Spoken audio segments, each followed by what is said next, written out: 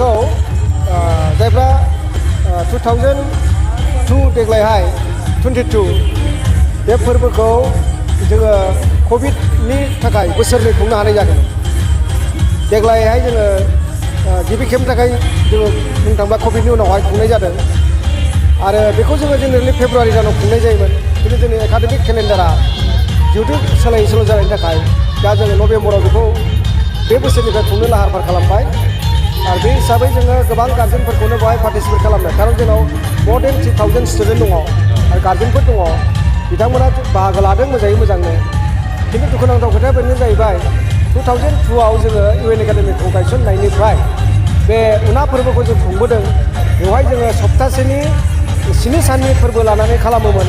खिन्थु जोङो एकाडेमिक केलेन्डारखौ नोजोर होजोबनायाव देग्लाय बियो 5 साननि गेजेराव जोबदों। कम्पिटिसनखौ जोङो 4 साननि गेजेराव खालामनांदों। गोबां इभेन्ट्सफोरखौ जों खुंनो हायाखै।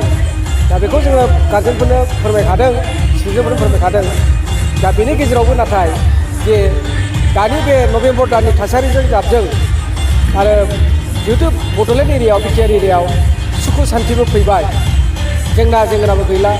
राजखान्थियारिनि जि आगोलफ्राव डिफारेन्स दंलायोमोन बेफोरबो जोबनायनि खारनाव जानांगौ दले दले मानसिफ्रा फैदों, फरायसाफ्रा फैदों, गार्जेनफ्रा बाहागो लादों। नुदों आङो गार्जेनफोरनि गोसोनि जि माने साननाय हनायफोरा खुब माने मोजां मुदाव प्रेजेन्ट मुदाव बाहागो लाफैनायखौ आं नुदों आरोखि। मा हाबाफारि लादों?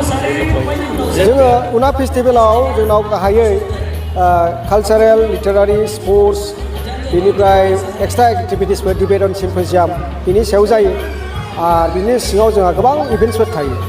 टटेल जोङो बेवहाय जि प्रग्रामफोर खालामो more than माने 47 जोंनाव आइटेम थायो। बे 47 आइटेमफ्राव जेनेबा नों लिटारारि होनब्ला बेवहाय खन्थाइ आवरायनायल' गैया, बेवहाय सल' लिरनाय, सुंद' सल' लिरनाय, जायगायाव लिरनाय, लिरनानै लाबोनाय, एसे कन्टेस्ट, डिबेट एन्ड सिम्प'जियामाव नोङो बाथ्रा दान्थेनाय, एक्सट्रापर्ट स्पिच, कुइज कम्पिटिसन बिदि थायो। स्पर्ट्सफ्राव खारनाय, बारनाय, गेलेनाय, भलिबल, बेडमिन्टन, इनड'र आउटड'र गासिबो थाजोबो। टटेल इभेन्ट्सआ 47 गासै जायो आरो बेखौ जायफ्रा 2002 देग्लायहाय 22 बे फोरबोखौ जोङो कभिडनि थाखाय बोसोरनै खुंनो हानाय जादों। देग्लायहाय जोङो गिबि खेबनि थाखाय जोङो बुंनो थाङोब्ला कभिडनि उनावहाय खुंनाय जादों आरो बेखौ जोङो जेनेरेलि फेब्रुवारि दानाव खुंनाय जायोमोन। खिन्थु जोंनि एकाडेमिक केलेन्डारा जिहेतु सोलाय सोल' जानायनि थाखाय दा जोङो नभेम्बराव बेखौ बे बोसोरनिफ्राय खुंनो लाहार फाहार खालामबाय आरो बे हिसाबै जोङो गोबां गार्जेनफोरखौनो बेवहाय पार्टिसिपेट खालामनो, खारन जोंनाव more than 3000 स्टुडेन्ट दङ आरो गार्जेनफोर दङ, बिथांमोना बाहागो लादों मोजाङै मोजांनो। खिन्थु दुखुनांथाव खोथाया बेनो जाहैबाय 2002आव जोङो UN एकाडेमिखौ गायसननायनिफ्राय बे उना फोरबोखौ जों खुंबोदों।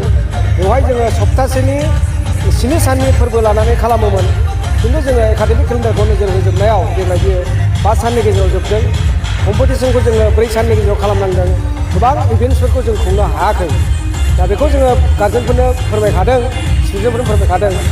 दा बेनि गेजेरावबो नाथाय जे दानि बे नभेम्बर दाननि थासारिजों जाबजों आरो जिहेतु बड'लेण्ड एरियायाव बिटिआर एरियायाव सुखु सान्थिबो फैबाय, जेंनाबो गैला। राजखान्थियारिनि जि आगोलफ्राव डिफारेन्स दंलायोमोन बेफोरबो जोबनायनि खारनाव जानांगौ दले दले मानसिफ्रा फैदों, फरायसाफ्रा फैदों, गार्जेनफ्रा बाहागो लादों।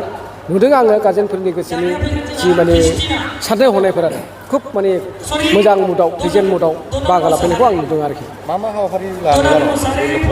जोङो उना फेस्टिभेलाव जोंनाव गाहायै कालचारेल, लिटारारि, स्पर्ट्स, बेनिफ्राय एक्सट्रा एक्टिभिटिसफोर, डिबेट एन्ड सिम्प'जियाम बिनि सायाव जायो आरो बिनि सिङाव जोंहा गोबां इभेन्ट्सफोर थायो।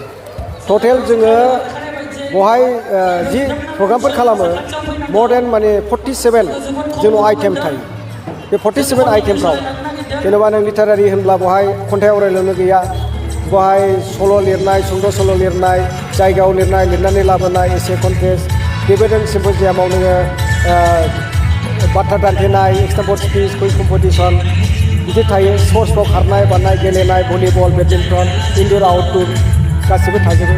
टटेल इभेन्ट्सआ 47 गासै जायो आरो।